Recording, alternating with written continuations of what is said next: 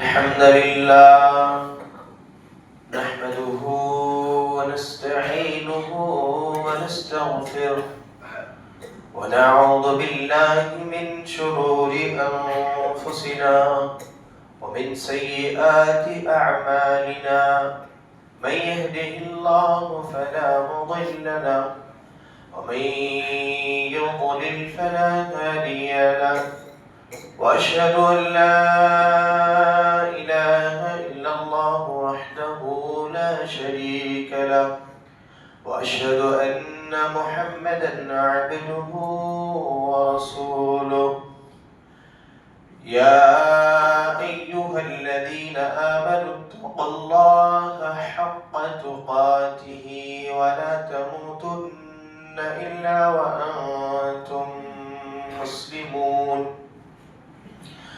يا أيها الناس اتقوا ربكم الذي خلقكم من نفس واحدة وخلق منها زوجها وبث منهما رجالا كثيرا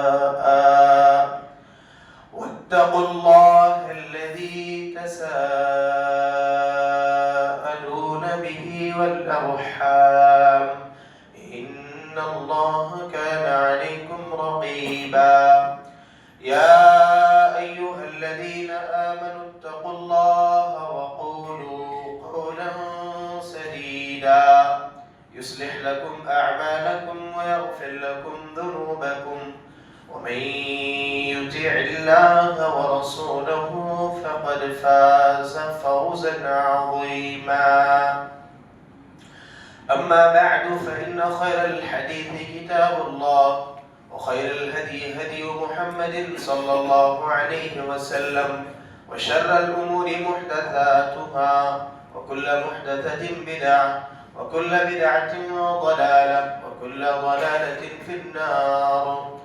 أعوذ بالله من الشيطان الرجيم بسم الله الرحمن الرحيم إن الذين هم من خشية ربهم مشفقون والذين هم بآيات ربهم يؤمنون والذين هم بربهم لا يشركون والذين يؤتون ما آتوا وقلوبهم وجلة أنهم إلى ربهم راجعون أولئك يسارعون في الخيرات وهم لها سابقون وقال النبي صلى الله عليه وسلم أحب الأعمال إلى الله أدومها وإن قل أو كما قال عليه الصلاة والسلام معزز حاضرین جمعہ بزرگوں نوجوانوں خواتین اسلام ہر قسم کی تعریف توصیف عظمت و بزرگی اس اللہ وحدہ لا شریک خالق کائنات مالک ارض و سما کے لیے ہے جس نے ہمیں اور آپ کو یہ ماہ مبارک عطا کیا تھا اور اس میں اس کی عبادت کی توفیق بخشی درود و سلام نازل ہو تمام انبیاء کرام علیہم السلام پر جن کو اللہ رب العالمین نے لوگوں کو لوگوں کی بندگی سے نکال کر ایک اللہ کی عبادت پر لگانے حق و باطل کا فرق بتانے صحیح اور غلط کی تمیز سکھانے اور حلال و حرام کی تفصیل بتانے کے لیے کہ بعد دیگر مبعوث کرتا رہا اور نبیوں کی آخری کڑی محمد صلی اللہ علیہ وسلم پر درود و سلام نازل ہو جن کو رب العالمین نے ہماری رشد و ہدایت کی خاطر مبعوث کیا تھا جنہوں نے یہ دین اسلام ہم تک پہنچایا اور دین کے پہنچانے میں دشمنان دین اور اعداء اسلام کی جانب سے طرح طرح کی اذیتیں تکالیف برداشت کی اللهم صل على محمد وعلى آل محمد كما صليت على إبراهيم وعلى آل إبراهيم إنك حميد مجيد اللهم بارك على محمد وعلى آل محمد كما باركت على إبراهيم وعلى آل إبراهيم إنك حميد مجيد حضرات جیسا کہ معلوم ہے کہ آج اس ماہ مبارک کا آخری دن ہے چند ہی گھنٹوں کے بعد یہ ماہ مبارک ہم سے رخصت ہو جائے گا۔ اللہ رب العالمین نے ہمیں یہ ماہ عطا کیا تھا، بطور امانت ہمیں دی تھی، کیونکہ وقت ہے اور وقت کی پاسداری کرنا ہماری ذمہ داری ہے، اور وقت کے بارے میں بھی ہم سے سوال کیا جائے گا، ہم سے پوچھا جائے گا۔ اس ماہ کے اختتام پر ہمیں اور آپ کو چاہیے کہ ہم اپنے نفس کا محاسبہ کریں، ایک مرتبہ سوچیں، فکر کریں کہ اس ماہ کے ملنے پر ہم نے اللہ کی اطاعت و فرما برداری کتنی کی، ہم نے عبادات کتنی انجام دی، اور ہم سے کیا کیا کوتاہیاں سرزد ہوئی۔ اس ماہ کے آنے سے کیا ہماری زندگی میں کچھ تبدیلی آئی، یا جس طرح ہم رمضان سے پہلے بھی زندگی گزارتے تھے اسی طرح اب بھی زندگی گزار رہے ہیں؟ ہمیں محاسبہ نفس کی ضرورت ہے۔ یا ایھا الذین آمنوا اتقوا اللہ ولتنظر نفس ما قدمت لغد واتقوا اللہ ان اللہ خبیر بما تعملون۔ حضرات گرامی قدر، کوئی بھی عمل ہوتا ہے اس کی شروعات ہوتی ہے، درمیانہ ہوتا ہے اور اس کا اختتام ہوتا ہے۔ ابھی جو بھی لمحات ہمارے پاس بچے ہوئے ہیں یہ اختتام ہے، اس ماہ کے اختتام ہے۔ ہر انسان کو چاہیے کہ اپنے خاتمے کو احسن اور بہتر بنائے، کیونکہ انسان کے عمل کا دار و مدار خاتمے پر ہوتا ہے۔ خاتمے کا اللہ رب العالمین کے پاس بڑا اعتبار ہوتا ہے۔ انسان کی موت کس حالت پر ہوتی ہے، کون سا کام کرتے ہوئے انسان کی موت آتی ہے، اللہ کے پاس اس کا بڑا اعتبار ہوتا ہے۔ اسی لیے ہمیں چاہیے کہ ہم زندگی کے ہر لمحے کو، ہر گھنٹے کو، ہر منٹ کو اپنی زندگی کا آخری گھنٹہ، اپنی زندگی کا آخری منٹ اور اپنی زندگی کا آخری لمحہ سمجھیں۔ اللہ کے رسول صلی اللہ علیہ وسلم نے فرمایا انما الاعمال بالخواتیم، اعمال کا دار و مدار خاتمے پر ہے، اعمال کا دار و مدار خاتمے پر ہے۔ اللہ کے رسول صلی اللہ علیہ وسلم نے دوسری حدیث کے اندر فرمایا ان الرجل ليعمل عمل اهل الجنة فيما يبدو للناس وهو من اهل النار وان الرجل ليعمل عمل اهل النار فيما يبدو للناس وهو من اهل الجنة۔ صحیح البخاری۔ اللہ کے نبی صلی اللہ علیہ وسلم نے فرمایا بے شک آدمی جنتی والا عمل کرتا ہے جو لوگوں کے لیے ظاہر ہوتا ہے حالانکہ وہ جہنمی ہوتا ہے، اور ایک آدمی جہنمی والا عمل کرتا ہے جو لوگوں کے لیے ظاہر ہوتا ہے، لوگوں کو معلوم ہوتا ہے کہ جہنمی والا عمل کر رہا ہے حالانکہ وہ جنتی ہوتا ہے۔ اسی طرح اللہ کے رسول صلی اللہ علیہ وسلم نے فرمایا فوالذی لا الہ غیرہ ان احدکم لیعمل عمل اہل الجنہ حتى ما يكون بينه وبينها إلا ذراع فيسبق عليه الكتاب فيعمل عمل أهل النار فيدخلها۔ کہ اس ذات کی قسم جس کے سوا کوئی معبود نہیں، بے شک تم میں سے کوئی جنتی والا عمل کرتا ہے، یہاں تک کہ اس کے اور جنت کے درمیان صرف ایک گز کا فاصلہ رہ جاتا ہے، اس وقت اس پر کتاب سبقت کر جاتی ہے، تقدیر غالب آ جاتی ہے، پھر وہ جہنمی والا عمل کرتا ہے، اس کی موت اسی حالت پر آتی ہے، وہ جہنم میں داخل ہو جاتا ہے۔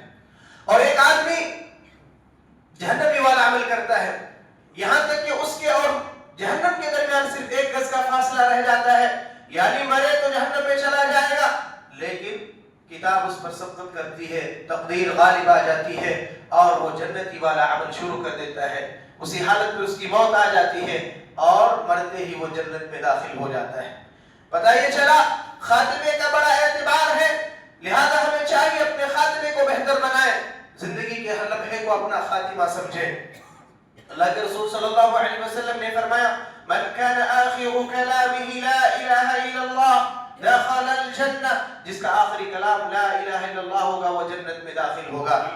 ایک شخص اللہ کے رسول صلی اللہ علیہ وسلم کے پاس آیا اور اللہ کے رسول صلی اللہ علیہ وسلم سے کہا اللہ کے رسول آپ مجھے سکھائیے، دین سکھائیے، شریعت کے بارے میں بتائیے اور مختصر کیجیے، مختصر بتائیے۔ اللہ کے رسول صلی اللہ علیہ وسلم نے فرمایا اذا قمت فی صلاتک فصلی صلاة مودع ولا تكلم بكلام تعتذر منه وأجمع اليأس عما في أيدي الناس.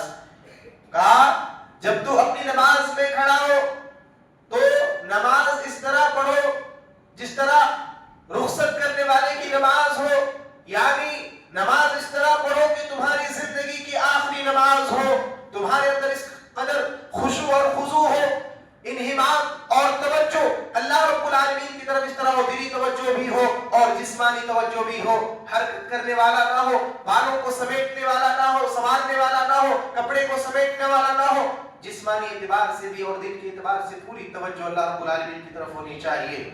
اور کہا ایسی بات نہ کہو کہ تمہیں عذر پیش کرنا پڑے، معذرت کرنی پڑے، ایسی بات نہ کہو. اور کہا لوگوں کے ہاتھ میں جو ہے اس سے مایوس ہو جاؤ. مطلب یہ ہے اگر کچھ مانگنا ہو تو رب العالمین سے مانگو، اگر کسی چیز کی امید رکھنی ہے تو اللہ رب العالمین سے امید رکھو. کسی انسان سے امید نہ رکھو کہ وہ مالدار ہے تو ہمیں دے گا اپنی مالداری میں سے، اپنے مال میں سے. ہرگز اس کی امید نہ کرو. ہمیشہ مطمئن رہو گے، بے چین کبھی نہیں ہوگے. حضرات اللہ کے رسول صلی اللہ علیہ وسلم اس آخری عشرے سے جس سے ہم اور آپ گزر رہے ہیں بہت زیادہ محنت کرتے تھے. جب بھی آخری عشرہ شروع ہوتا اللہ کے رسول صلی اللہ علیہ وسلم عبادت میں کمر بستہ ہو جاتے تھے، رات کو جاگتے اور گھر والوں کو جگاتے تھے. اسی طرح اللہ کے رسول صلی اللہ علیہ وسلم کے تعلق سے عائشہ صدیقہ رضی اللہ تعالیٰ عنہ بیان کرتی ہیں کہ اللہ کے رسول صلی اللہ علیہ وسلم اس آخری عشرے میں عبادت میں اتنی محنت کرتے تھے، کسی دوسرے دنوں میں اس طرح محنت نہیں کرتے تھے. تو ہمیں بھی چاہیے کہ ہم بھی جو لمحات اور ساعات بچے ہیں اس میں کثرت سے اللہ رب العالمین کی اطاعت و فرما برداری کریں اور محنت کریں عبادت کے اندر. رسول اللہ صلی اللہ علیہ وسلم کی سخاوت کا عالم یہ تھا کہ اللہ کے رسول صلی اللہ علیہ وسلم تیز ہوا سے بھی زیادہ سخاوت کرتے تھے، خاص کر کے اس ماہ مبارک میں. جس طرح ہوا جب چلتی ہے، رحمت کی جو ہوا چلتی ہے تو وہ تفریق نہیں کرتی، یہ نیک ہے یہ بد ہے، یہ فاسق ہے یہ فاجر ہے، یہ مسلم ہے یہ کافر ہے. اس کی جو سخاوت ہوتی ہے اس کی سب کے لیے عام ہوتی ہے. اسی طرح اللہ کے رسول صلی اللہ علیہ وسلم اس ماہ میں کثرت سے سخاوت کیا کرتے تھے. حضرات گرامی قدر، قرآن مجید جس کو اللہ رب العالمین نے نازل کیا ہے، ہماری ہدایت کے لیے نازل کیا ہے، پڑھنے کے لیے، سمجھنے کے لیے، اس میں تدبر کرنے کے لیے. اور اس قرآن جہاں ہم رمضان میں اس کی تلاوت کو اپناتے ہیں، لازم پکڑتے ہیں، ہمیں رمضان کے علاوہ دوسرے مہینوں میں بھی اس کی تلاوت جاری رکھنی چاہیے. اللہ کے رسول صلی اللہ علیہ وسلم نے فرمایا اقرأوا الزہراوین، اقرأوا القرآن فإنه يأتي يوم القیامة شفیعا لأصحابه. تم لوگ قرآن مجید کو پڑھا کرو، اس لیے کہ قرآن اپنے پڑھنے والوں کے لیے قیامت کے روز سفارشی بن کر آئے گا. اللہ کے رسول صلی اللہ علیہ وسلم نے آگے فرمایا زہراوین کو پڑھو، یعنی سورہ بقرہ اور آل عمران کو پڑھو، اس لیے کہ قیامت کے دن یہ دو صورتیں بادلوں کی شکل میں آئیں گی، یا چھتریوں کی شکل میں آئیں گی، سایہ کرنے والوں کی شکل میں آئیں گی، یا گویا کہ پر پھیلائے ہوئے پرندوں کے دو جماعتوں کی طرح یہ دو صورتیں آئیں گی. اپنے صاحب کے لیے، ان دونوں کے پڑھنے والوں کے لیے اللہ رب العالمین سے احتجاج کریں گی. پھر اللہ کے رسول صلی اللہ علیہ وسلم نے فرمایا سورہ بقرہ پڑھو، اس لیے کہ اس کا لینا برکت ہے اور اس کا چھوڑنا حسرت ہے، افسوس ہے، اور اسے جادوگر اس کی طاقت نہیں رکھتے، یعنی اس کے پڑھنے کی طاقت جادوگر نہیں رکھتے. تو معلوم یہ ہوا قرآن ہمارے لیے سفارشی بن کر آئے گا جب ہم قرآن کو پڑھیں گے، سمجھیں گے، اس کے احکام کے مطابق عمل کریں گے. اسی طرح سورہ بقرہ اور سورہ آل عمران ہمارے لیے سایہ کریں گی اس روز محشر میں جس دن دھوپ کی شدت اس قدر ہوگی، لوگ پسینے میں ڈوبے ہوئے ہوں گے. ایسے وقت میں یہ صورتیں ہم پر آ کے سایہ کریں گی. لہٰذا ہمیں چاہیے کہ رمضان میں بھی اور رمضان کے علاوہ میں بھی قرآن کی تلاوت کو لازم پکڑیں اور دوسری حدیث میں ہے کہ جس گھر سورہ بقرہ جس گھر میں پڑھی جاتی ہے اس میں شیطان داخل نہیں ہوتا ہے. تو اللہ کے نبی صلی اللہ علیہ وسلم نے فرمایا سورہ بقرہ پڑھنا یہ جادوگروں کا کام نہیں ہے، کیونکہ جادوگر کے دل ٹیڑھے ہیں، صحیح راستے سے بہکے ہوئے بھٹکے ہوئے ہیں. یہ مومنوں کا کام ہے، سورہ بقرہ پڑھنا، قرآن پڑھنا یہ مومنوں کا کام ہے. لہٰذا لزوم تلاوت قرآن کو لازم پکڑیں. ایک نقطہ ہے اعمال صالحہ پر دوام و مواظبت. عام طور پر دیکھا جاتا ہے رمضان شروع ہوتا ہے، لوگوں کا سیلاب مسجدوں میں امنڈ پڑتا ہے، اور جی وہ رمضان گزرتا ہے عید کی نماز پڑھ لیتے، پھر مسجد کا حال ویسے ہی ہو جاتا ہے جس طرح رمضان سے پہلے تھا. حتیٰ کہ صرف 4-5 دن شروع کے اور آخر کی تاخیراتیں، باقی رمضان کے ایام بھی اسی طرح ہو جاتے ہیں. تو مومن کی زندگی میں ایک توازن ہونا چاہیے، عمل میں توازن ہونا چاہیے، دین میں ثابت قدمی ہونی چاہیے. ایسا نہیں کہ ہم تھوڑے دن کے لیے آئے پھر ہمیشہ کے لیے چلے گئے، کیونکہ رب العالمین کی جو عبادت ہے جب تک ہماری سانس چلتی ہے، جب تک ہم ہوش میں ہیں، عقل ٹھکانے پر ہے، اس وقت تک کے لیے اللہ رب العالمین نے ہم پر اپنی عبادت کو فرض کیا ہے. فسبح بحمد ربک وکن من الساجدین واعبد ربک حتی یأتیک الیقین. آپ اپنے رب کی حمد کے ساتھ اس کی پاکی بیان کیجئے اور آپ سجدہ کرنے والوں میں سے ہو جائیے اور آپ اپنے رب کی عبادت کیجئے یقین آنے تک، یہاں تک کہ آپ کے پاس یقین آ جائے، یعنی موت آ جائے. مرتے دم تک اللہ رب العالمین کی عبادت ہم پر فرض ہے. صرف رمضان کا مہینہ ہمارے لیے خاص نہیں ہے کہ اسی مہینے میں ہم عبادت کریں، باقی 11 مہینوں کو یوں ہی بتائیں، یوں ہی چھوڑ دیں، آزاد چھوڑ دیں. ایسا نہیں ہے. ہمیں رمضانی نہیں بننا ہے، ہمیں ربانی بننا ہے. جو بھی کام کرنا ہے وہ رب کے لیے کرنا ہے، رب کو خوش کرنے کے لیے کرنا ہے. یہ رمضان کا مہینہ بھی رب العالمین کا ہے، شوال، ذوالقعدہ، ذوالحجہ اور دیگر مہینے بھی رب العالمین کے ہیں. لہذا ان مہینوں میں بھی رب العالمین کی عبادت کو لازم پکڑنے کی ضرورت ہے. اللہ رب العالمین نے سورہ مومنون کے اندر جنت الفردوس کے والدین کے جو اوصاف بیان کیے ہیں، ان کی جب شروعات ہوتی ہے اللہ رب العالمین نے کہا قد افلح المؤمنون الذین هم فی صلاتهم خاشعون. مومنین کامیاب ہو گئے جو اپنی نماز میں خشوع اختیار کرتے ہیں. اور جب اس کا اختتام ہوتا ہے تو اللہ تعالیٰ کہتا ہے والذین هم علی صلواتهم یحافظون. جو اپنی نمازوں کی حفاظت کرتے ہیں، دوام برتتے ہیں، مواظبت اختیار کرتے ہیں، یعنی ہمیشہ اللہ رب العالمین کے لیے نماز پڑھتے ہیں. تو کامیابی کی ایک دلیل یہ ہے کہ ہمارے عمل میں مواظبت ہونا چاہیے، دوام ہونا چاہیے، استمرار ہونا چاہیے. ایسا نہیں ایک بار بھی عمل کر لیا پھر چھوڑ دیا، ایسا نہیں ہونا چاہیے، بلکہ دوام ہونا چاہیے، لگاتار ہونا چاہیے عمل. کیونکہ اللہ کے رسول صلی اللہ علیہ وسلم نے فرمایا احب الاعمال الی اللہ ادومها وان قل. اللہ کے نزدیک سب سے محبوب اعمال وہ ہے جن پر ہمیشہ برتی جائے، اگرچہ وہ تھوڑے عمل تھوڑا ہو لیکن ہمیشہ کیا جائے وہ عمل بہتر ہے. اس عمل سے جو ایک بار بھی کیا جائے اور بہت زیادہ کیا جائے تو تھوڑا سا عمل ہو لیکن لگاتار ہو یہ بہتر ہے. لہذا ہمیں چاہیے کہ ہم عمل میں دوام اختیار کریں، مواظبت کو اپنائیں. اسی طرح ایک نقطہ ہے اعمال میں میانہ روی اختیار کرنا. اعمال میں میانہ روی اختیار کرنے کا مطلب ہے بیچ کا راستہ چننا. ایسا نہیں کہ ایسی عبادت کرنے لگے، ایسے عمل انجام دینے لگے، خود کو تھکانے لگے، تھوڑے دن کیے اس کے بعد پھر بیزار ہو گئے، اکتا گئے، بیزار ہو گئے. تو ایسا نہیں کرنا ہے. بیچ کا راستہ اختیار کرنا، اپنے جسم کا بھی خیال رکھنا ہے، اپنی آنکھ کا خیال رکھنا ہے، ہر ایک کے حق کو دیکھنا ہے. اللہ کے رسول صلی اللہ علیہ وسلم نے فرمایا لن ينجي احد منكم عمله قال ولا انت يا رسول الله قال ولا انا الا ان يتغمدني الله برحمه سددوا وقاربوا واقضوا وروحوا وشيء من الدلجه والقصد تبلغوا. اللہ کے رسول صلی اللہ علیہ وسلم نے فرمایا تم میں سے کسی کو ہرگز اس کا عمل نجات نہیں دلا سکتا، کسی کا عمل اس کو ہرگز بچا نہیں سکتا اللہ کے عذاب سے. صحابہ کرام نے پوچھا اللہ کے رسول آپ کو بھی آپ کا عمل نجات نہیں دلا سکتا؟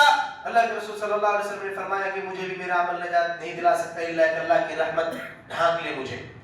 جب تک اللہ کی رحمت شامل حال نہیں ہوگی کوئی بھی اپنے عمل کی بدولت جنت میں داخل نہیں ہو سکتا.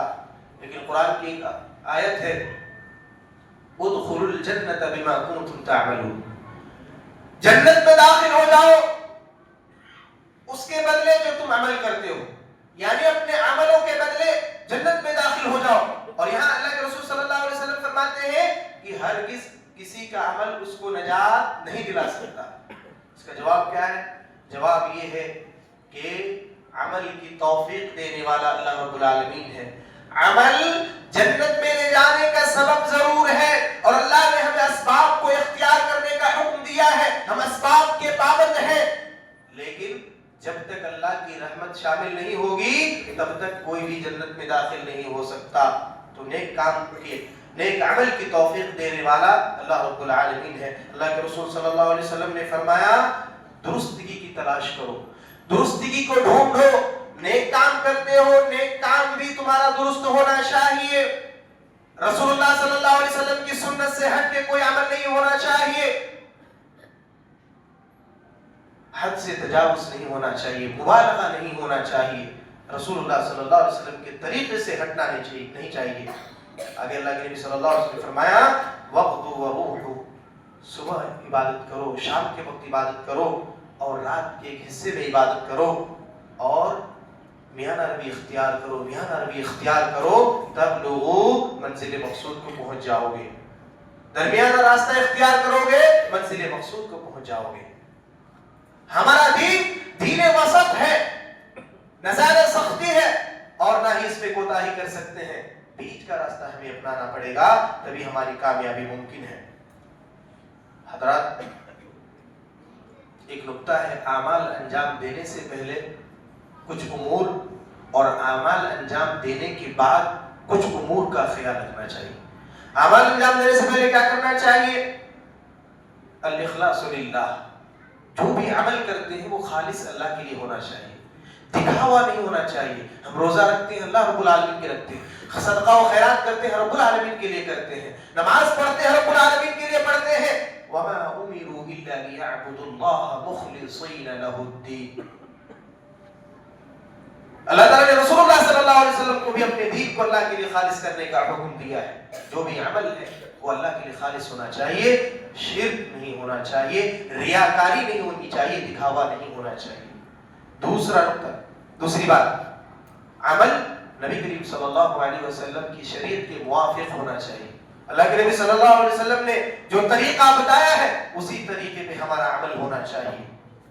اسی طرح سے تیسری بات یہ ہے کہ انسان زیادہ سے زیادہ عمل کرنے کی کوشش کرے، تھوڑے عمل پر اکتفا نہ کرے، تھوڑے پہ بس نہ کرے، جتنا ہو سکے زیادہ سے زیادہ عمل کرنے کی کوشش کرے.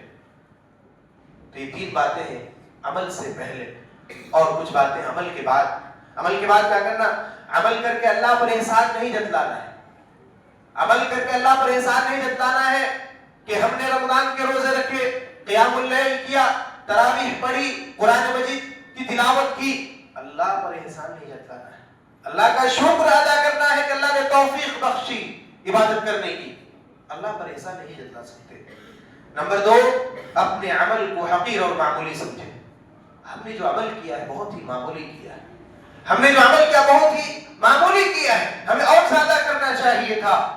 اور انسان عمل کو حقیر اور معمولی کب سمجھے گا؟ اس کی دو صورتیں ہیں. پہلی صورت یہ ہے اللہ کی تعظیم و توقیر کرے، اللہ کی عظمت کو اپنے دل میں بٹھائے کہ وہ رب العالمین جو پوری کائنات کا مالک، آسمان اور زمین اور ان کے مابین کی تخلیق کرنے والا، اس قدر عظیم عرش عظیم کا مالک کتنا عظیم ہے، اور ہم ناتواں، کمزور، حقیر، ذلیل، بے بس. ہماری کیا حیثیت اللہ رب العالمین کے سامنے عمل انجام دینے کی؟ ہم کتنا مختصر عمل کر رہے ہیں. تو اللہ کی عظمت کو دل میں بٹھائے کہ اس قدر عظیم رب ہم سے، رب العالمین کی جس طرح عبادت ہونی چاہیے، اطاعت ہونی چاہیے، نہیں ہو پا رہی ہے. تو اس طرح انسان کیا کرے گا؟ اپنے عمل کو معمولی سمجھے گا. دوسری صورت، اپنے اوپر اللہ کی نعمتوں کو یاد کرے. اللہ رب العالمین نے جو ہمیں نعمتیں دی ہیں ان نعمتوں پر کو یاد کرے کہ کتنی نعمتیں ہیں. انسان صرف اپنی تخلیق میں غور و فکر کر لے، اپنی بناوٹ میں غور و فکر کر لے تو اللہ تعالیٰ کی نعمتوں کا شکر ادا نہیں کر سکتا. نمبر 3 عمل کے بعد کیا کرنا ہے؟ عمل میں جو نقص اور کمی واقع ہوئی ہے اس کی بھرپائی کرنی ہے، اس کو یاد کرنا ہے۔ ہم نے روزہ رکھا، روزہ کا مقصد اللہ کے رسول صلی اللہ علیہ وسلم نے، اللہ رب العالمین نے قرآن میں تقویٰ بتایا، پرہیزگاری بتائی ہے، اور اللہ کے رسول صلی اللہ علیہ وسلم نے فرمایا جو بیہودہ بات، بیہودہ بدگوئی، بد کلامی کو نہ چھوڑے تو اس کے بھوکے اور پیاسے رہنے کو اللہ کو کوئی حاجت نہیں، کوئی ضرورت نہیں ہے۔ باوجود انسان ہونے کے کچھ غلطی سرزد ہو گئی، روزے کے اجر میں، عمل میں کمی واقع ہو گئی، ایسی صورت میں اس کی بھرپائی کرنی ہے، اور اسی وجہ سے اللہ کے رسول صلی اللہ علیہ وسلم نے زکوٰۃ الفطر کو واجب کیا ہے، طہرۃ للصائم من اللغو والرفث وطعمۃ للمساکین۔ عمل کے بعد نفس کو دیکھیں کیا کمی ہوئی ہے ہم سے، اور اسی وجہ سے اللہ رب العالمین نے فرائض کے بعد ذکر کا حکم دیا۔ اللہ تعالیٰ نے کیا کہا قرآن میں؟ فَإِذَا قَضَيْتُمُ الصَّلَاةَ فَاذْكُرُوا اللَّهَ قِيَامًا وَقُعُودًا وَعَلَى جُنُوبِهِمْ۔ جب نماز پوری کر لو تو اللہ کا ذکر کرو، کھڑے ہو کر، بیٹھ کر، پہلوؤں کے بل۔ اور اسی طرح اللہ رب العالمین نے فرمایا فَإِذَا قَضَيْتُم مَّنَاسِكَكُمْ فَاذْكُرُوا اللَّهَ كَذِكْرِكُمْ آبَاءَكُمْ أَوْ أَشَدَّ ذِكْرًا، کہ تم جب مناسک حج کو ادا کر لو، پورے کر لو، تو تم اپنے رب کا ذکر کرو جس طرح اپنے باپ داداؤں کا چرچا کرتے ہو، بلکہ اس سے بڑھ کے بھی رب العالمین کا ذکر کرو، تو تاکہ ہماری عبادت میں، نماز میں، حج کی ادائیگی میں اگر کچھ نقص اور کمی واقع ہو گئی ہے تو ہم اذکار کریں گے، ذکر کا اہتمام کریں گے، تو اس کے ذریعے سے اس کی بھرپائی ہوگی۔ آخری بات عمل کا انجام دینے کے بعد وہ ہے قبولیت عمل کی دعا کرنا۔ اے اللہ ہم نے جو بھی عمل کیا ہے، اے اللہ تو ہماری عبادت کو، ہمارے عمل کو شرف قبولیت سے نواز۔ شرف قبولیت رب العالمین کے پاس روتے ہوئے، گڑ گڑاتے ہوئے، عاجزی ہوئی، انکساری کرتے ہوئے قبولیت کے لیے بار بار دعا کرنا، اور اپنے دل میں ڈر لگا ہونا چاہیے کہ کہیں اللہ کے پاس رد نہ ہو جائے۔ ابراہیم اور اسماعیل علیہم السلام دونوں خانہ کعبہ کی تعمیر کرتے ہیں، اور تعمیر کرنے کے بعد کہتے ہیں ربنا تقبل منا انک انت السمیع العلیم۔ اسی طرح روزے کے مسائل قرآن میں بیان ہوئے ہیں، اللہ رب العالمین نے وہاں بھی دعا کا ذکر کیا ہے۔ تو ہر عبادت کے اختتام پر دعا کی بڑی اہمیت ہے، لہٰذا ہمیں دعا کو لازم پکڑنا چاہیے۔ اسی طرح آخری پوائنٹ بیان کر کے اپنی بات ختم کرتا ہوں، وہ یہ ہے کہ اعمال صالحہ کو انجام دینے کے بعد سلف کی دلی کیفیت کیا ہوتی تھی۔ اللہ رب العالمین نے سورہ مومنون کے اندر فرمایا ان الذین هم من خشیۃ ربهم مشفقون، بے شک وہ لوگ اپنی رب کی خشیت سے ڈرتے ہیں، والذین هم بآیات ربهم یؤمنون، اور وہ اپنے رب کی آیاتوں پر ایمان رکھتے ہیں، آیات کونیہ ہو، آیات قرآنیہ ہو، وہ ایمان رکھتے ہیں، والذین هم بربهم لا یشرکون، اور وہ اپنے رب کے ساتھ شرک نہیں کرتے، والذین یؤتون ما آتوا وقلوبهم وجلۃ انهم الی ربهم راجعون، اور وہ دیتے ہیں جو دیتے ہیں اور ان کے دل میں ڈر لگا رہتا ہے کہ ان کو اپنے رب کی طرف لوٹ کر جانا ہے۔ یہی وہ لوگ ہیں جو بھلائی کے کام میں، خیرات میں سبقت کرنے والے ہیں، جلدی کرنے والے ہیں، اور ان کے لیے سبقت کرنے والے ہیں۔ امام حسن بصری رحمہ اللہ فرماتے ہیں ان المؤمن جمع احسانا وشفقہ وان المنافق جمع اساءة وامنا، کہ بے شک مومن نے بھلائی کو، نیک کام کو جمع کر لیا ہے اور ڈر کو جمع کر لیا۔ مومن نیک کام کرنے کے باوجود بھی ڈرتا ہے، اور منافق کے بارے میں کہا کہ اس نے برائی کو جمع کیا اور بے خوفی کو، برائی کر رہا ہے، بے خوف ہے، نڈر ہے۔ تو مومن اور منافق میں یہ فرق ہے۔ عائشہ صدیقہ رضی اللہ تعالیٰ عنہ اس آیت کریمہ والذین یؤتون ما آتوا وقلوبهم وجلۃ انہم الی ربہم راجعون کے تعلق سے اللہ کے رسول صلی اللہ علیہ وسلم سے پوچھتی ہیں، عائشہ رضی اللہ عنہ کہتی ہیں کہ کیا اس سے مراد وہ لوگ ہیں جو شراب پیتے ہیں، چوری کرتے ہیں؟ اللہ کے رسول صلی اللہ علیہ وسلم نے فرمایا نہیں اے صدیق کی بیٹی، اس سے مراد وہ لوگ ہیں جو روزے رکھتے ہیں، نماز پڑھتے ہیں اور صدقہ کرتے ہیں، اور وہ ڈرتے ہیں کہ کہیں ان سے رد نہ کیا جائے، ریجیکٹ نہ کر دیا جائے۔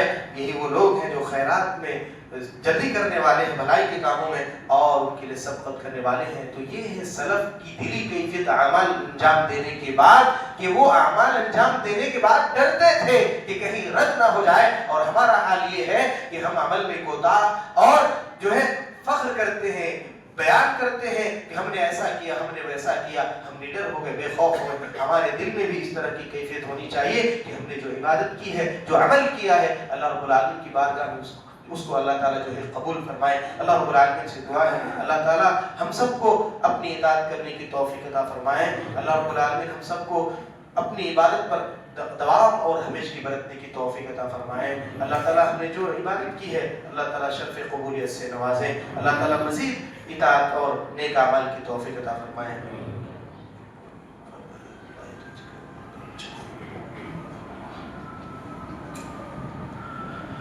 إن الحمد لله نحمده ونستعينه ونستغفره ونعوذ بالله من شرور أنفسنا ومن سيئات أعمالنا. من يهده الله فلا مضل له ومن يضلل فلا هادي له. وأشهد أن لا إله إلا الله وحده لا شريك له وأشهد أن محمدا عبده ورسوله. إن الله وملائكته يصلون على النبي يا أيها الذين آمنوا صلوا عليه وسلموا تسليما. اللهم صل على محمد وعلى آل محمد كما صليت على إبراهيم وعلى آل إبراهيم إنك حميد مجيد. اللهم بارك على محمد وعلى آل محمد كما باركت على إبراهيم وعلى آل إبراهيم إنك حميد مجيد. ربنا آتنا في الدنيا حسنة وفي الآخرة حسنة وقنا عذاب النار. ربنا ظلمنا أنفسنا وإن لم تغفر لنا وترحمنا لنكونن من الخاسرين. ربنا لا تزغ قلوبنا بعد إذ هديتنا وهب لنا من لدنك رحمة إنك أنت الوهاب. اللهم انصر الإسلام والمسلمين وأذل الشرك والمشركين ودمر أعداء الدين. اللہ ہمیں سے جو بیمار ہیں اللہ انہیں شفاء کاملہ عاجلہ عنایت فرما. اے اللہ ہمیں سے جو بیماری کے سبب روزے نہیں رکھ پائے اللہ انہیں شفاء کاملہ عاجلہ عنایت فرما اور انہیں قضا کی توفیق عطا فرما. آمین تقبل یا رب العالمین. عباد الله رحمني ورحمكم الله إن الله يأمر بالعدل والإحسان وإيتاء ذي القربى وينهى عن الفحشاء والمنكر والبغي يعظكم لعلكم تذكرون. اذكروا الله يذكركم وادعوه يستجب لكم ولذكر الله أكبر والله يعلم ما تصنعون. وقوموا للصلاة.